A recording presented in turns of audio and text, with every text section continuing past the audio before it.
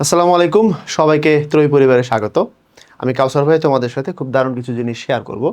আমরা বলছি এটা এমন একটা ছোট ছোট ভিডিওর সিরিজ যেখানে তুমি অনেক অজানা জিনিস জানতে পারবা। এটা একটা সুন্দর নামও হইতে পারে, ধরো নামটা হলো কত অজানা রে, তাই না? তো আমরা এখানে দেখব যেসব জিনিস একাডেমিক থেকে শুরু করে ব্যক্তিগত বা বাস্তব লাইফ সব জায়গায় কাজে লাগবে, তোমার জ্ঞান পিপাসা মিটাবে এবং স্টুডেন্ট লাইফ থেকে শুরু করে চাকরির বাজার সব জায়গায় এগুলো তোমাকে সাপোর্ট দেবে। তো ছদ্মনাম বনাম উপাধি এটা নিয়ে আজকে কথা বলবো। ছদ্মনাম কি আর উপাধি কি? সহজ কথায়, ছদ্মনাম হচ্ছে আমরা নিজেরাই গ্রহণ করি, আর উপাধি অন্যরা আমাকে দেবেন। যেমন মাওলানা আব্দুল হামিদ খান ভাসানী, ভাসানী উপাধি কি উনি বলছেন নাকি তোমরা আমাকে ভাসানী বলো? আমরা ওনাকে ভাসানী উপাধি দিয়েছি। বোঝা গেল কথাটা? আর এই যে উপাধি যেটা, এটা অন্যরা দেয়। কিন্তু মধ্যযুগের কথা ভিন্ন। সুলতানি আমলে রাজারা নিজেরাই উপাধি গ্রহণ করতেন।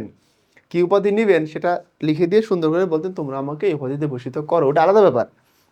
তুমি যদি সাহিত্যের বাজারটা দেখো বা আধুনিক সময়টাকে দেখো, তাহলে দেখবা উপাধিটা অন্যরা দেয় আর ছদ্মনামটা নিজেরাই নেন। ছদ্মনাম কেন নেন তার একটা ব্যাখ্যা আছে, সেটা তোমাকে আমি দেবো। তাহলে ছদ্মনাম নিজেই গ্রহণ করি আর উপাধি অন্যরা দেয়। চলো একটু দেখি। এই যে ভাই লিখে দিয়ে রাখছি, ছদ্মনাম হচ্ছে কবি সাহিত্যিকগণ নিজেরা গ্রহণ করেন। যেমন রবীন্দ্রনাথ ঠাকুরের একটি ছদ্মনাম হলো ভানুসিংহ ঠাকুর, উনি সব মিলে 9টা ছদ্মনাম ইউজ করছেন, আমি এখানে লিখে দিছি।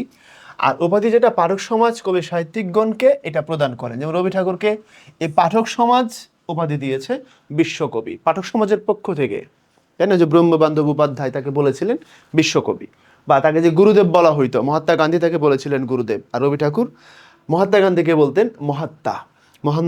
মোহনদাস করমচাঁদ গান্ধীকে মহাত্মা উপাধি দিয়েছিলেন রবি ঠাকুর, আর রবি ঠাকুরকে গুরুদেব বলে ডাকতেন মহাত্মা গান্ধী।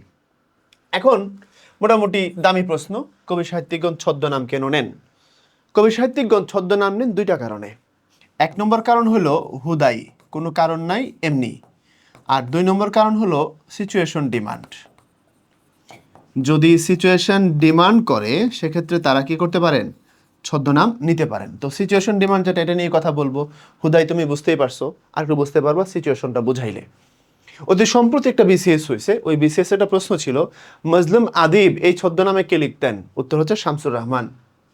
ভালো মতো দেখো, এই যে এটা মজলুম আদিব, এই মজলুম আদিব ছদ্মনামে লিখতেন হচ্ছে শামসুর রহমান।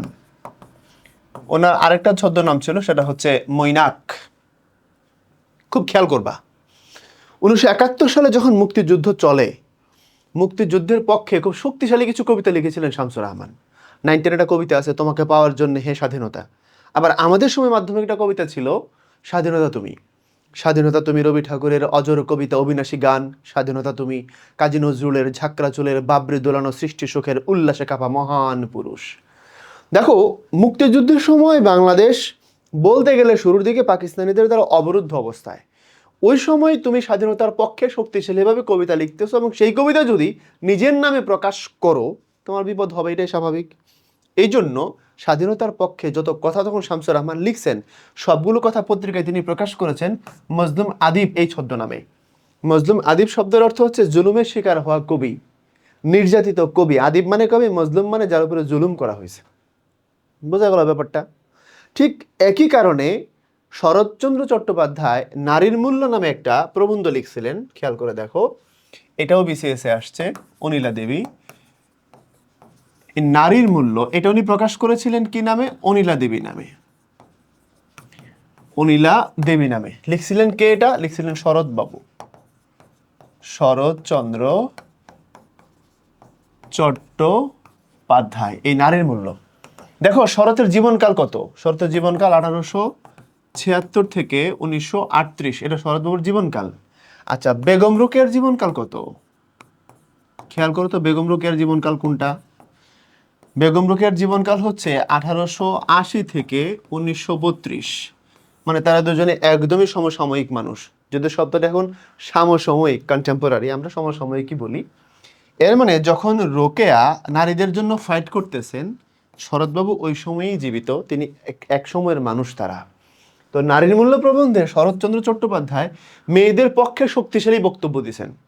তো ওই সময় একজন পুরুষ হয়ে নারীদের পক্ষে কথা বললে সামাজিকভাবে ট্রল হওয়ার শিকার হওয়ার বা মানে হেনস্থা হওয়ার একটা ট্রলের শিকার হওয়ার সম্ভাবনা ছিল বা সুযোগ ছিল, যেখানে একটা নারী নারীর জন্য কাজ করতে গিয়ে বিপদে পড়ছে। ধারণা করা হয় শরৎবাবু এই জন্য নিজের নাম লুকায় নিজের বোনের নাম অনিলা দেবী এই নামে এই লেখাকে প্রকাশ করেছিলেন, অথবা নারীদেরকে ইন্সপিরেশন দেওয়ার জন্য, নারীরা পড়লে যেন বুঝতে পারে যে হ্যাঁ আমাদের মধ্য থেকে অনেক কবি সাহিত্যিক বের হচ্ছে, দুটার যে কোনো একটা কারণে। এটার নামই হচ্ছে সত্যিকার অর্থে সিচুয়েশন ডিমান্ড। পরিস্থিতি তোমাকে যদি বাধ্য করে তুমি তোমার নিজের নাম লুকায় অন্য নামে হয়তো লেখালেখি করতে পারো, এটা হচ্ছে ছদ্মনাম নেওয়ার মূল কারণ। আর প্রথমটা বলছিলাম হুদাই, হুদাই মানে হুদাই। রবি ঠাকুর এই যে 9খানা ছদ্মনাম ব্যবহার করছেন, এটার আসলে কোনো সিচুয়েশন ডিমান্ড ছিল না। দেখো, ভানু সিংহ মানে রবীন্দ্র, একই শব্দ, কারণ এই যে ভানু শব্দটা এটা রবি শব্দের একটা সমার্থক শব্দ। এরপরে এই যে সিংহ শব্দটা, সিংহ মানে কি সেরা বা রাজা, তো রবি আর ইন্দ্র, ইন্দ্র মানে সেরা বা রাজা, দেবতাদের যে রাজা দেবরাজ, দেবতাদের রাজা দেবরাজকে বলা হয় ইন্দ্র, তাহলে যেটা সিংহ সেটা হলো ইন্দ্র, তো রবি আর ইন্দ্র সেটাই হলো ভানু সিংহ, এটা সমান সমান। কিন্তু এরপরে যা আছে অবস্থা অনেকের মুখ দিয়ে আসে না, কঠিন কঠিন নাম এগুলো: আন্নাকালী পাকড়াশি, নবীন কিশোর শর্মন, দিকশূন্য ভট্টাচার্য, বাণী বেনোদ, বেদ্যা বেনোদ, অকপটচন্দ্র ভাস্কর, শ্রীমতী মধ্যমা, শ্রীমতী কনিষ্ঠা, ষষ্ঠীচরণ দেব শর্মা। এই মধ্যমা কনিষ্ঠা তো আঙ্গুলের নাম, মাঝখানের বড় আঙ্গুলটাকে মধ্যমা বলে, তাই না? ছোট আঙ্গুলটাকে কনিষ্ঠা বলে। তো এরকম সুন্দর সুন্দর ছদ্মনাম উনি ইউজ করছেন অনেকগুলো, মানে এখন পর্যন্ত আমরা 9টা পাই আর কি।